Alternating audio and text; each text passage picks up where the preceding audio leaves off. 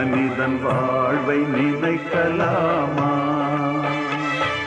வாழ்வை சுமையென நினைத்து தாயின் கனவை மிதிக்கலாமா?